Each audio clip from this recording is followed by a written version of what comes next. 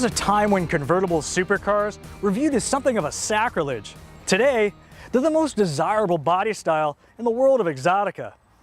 The Lamborghini Aventador Roadster is regarded by many as the most prestigious production car on the market. But does it represent the pinnacle of open-top motoring? Let's find out. From a numbers standpoint, the Aventador LP700 certainly checks all the boxes.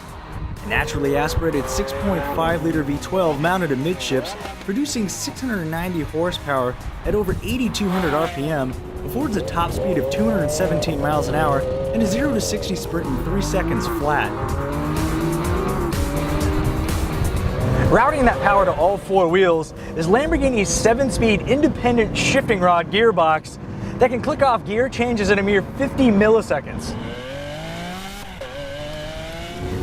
To put that into perspective, it takes approximately 300 milliseconds for the average human to blink their eyes. Yeah, that stat checks out. But because this transmission is of the single clutch variety, acceleration in the automatic mode is about as civilized as a soccer riot. We found that smooth acceleration is indeed achievable in the manual mode by employing some strategically timed lifting and shifting techniques. Lift, shift. Lift, shift. And it's as simple as that. And for those who don't live their life a quarter mile at a time, there are additional means of dialing back the drama in normal driving conditions. The Aventador's personality can be altered by way of 3 distinct drive modes: Strada, Sport, and Corsa. The default Strada mode subdues the exhaust note, relaxes gear changes, and activates fuel-saving features like engine stop-start and cylinder deactivation. Laugh all you want, but the fact that this 700 horsepower V12 supercar averaged over 17 miles a gallon during a road test is nothing short of impressive.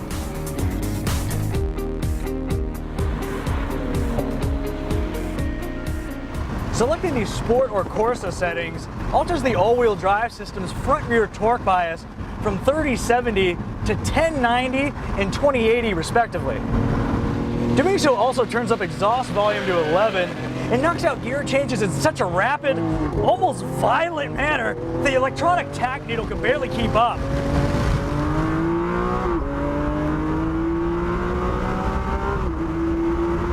As you might expect, the LP700's push rod suspension is about as stiff as a railroad trestle. These ride quality woes take a back seat the moment you're subjected to the near telepathic responsiveness of the steering and brakes, not to mention that sound.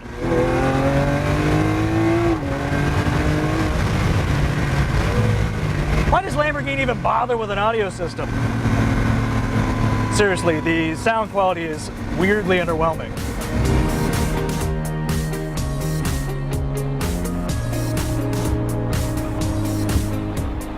But for all its carbon trickery, the Aventador Roadster still feels like a big, heavy car as you inch towards the limit.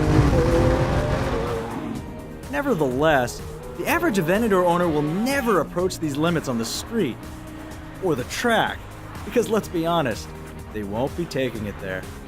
As we await your hate mail, let's shift the focus inside, where an aviation-inspired cockpit lays home to world-class materials mixed with traditional Audi switchgear and intricate details like beveled side glass and diamond-tufted seating surfaces. This stealth fighter theme also carries through to the Aventador's carbon fiber monocoque and accompanying trim pieces. Speaking of which, the roof is comprised of 2 carbon fiber panels that, when in place, increase structural rigidity by roughly 10%. While the power retractable tops found in Ferrari, McLaren, and Aston Martin convertibles are considerably easier to use, this manual process of removing and replacing the top isn't particularly onerous. After a few practice runs, we were able to detach and stow the roof panels in less than a minute. Plus, the payoff is worth the hassle, as a low, unobtrusive header, power rear window, and surprisingly tall seating position, at least in the realm of supercars, ultimately bring you to the brink of sensory overload.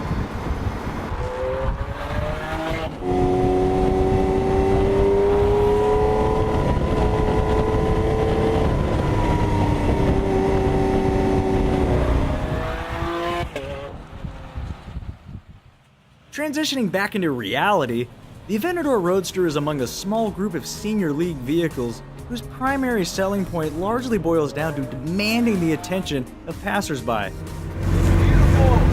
Thank you. Which isn't always positive.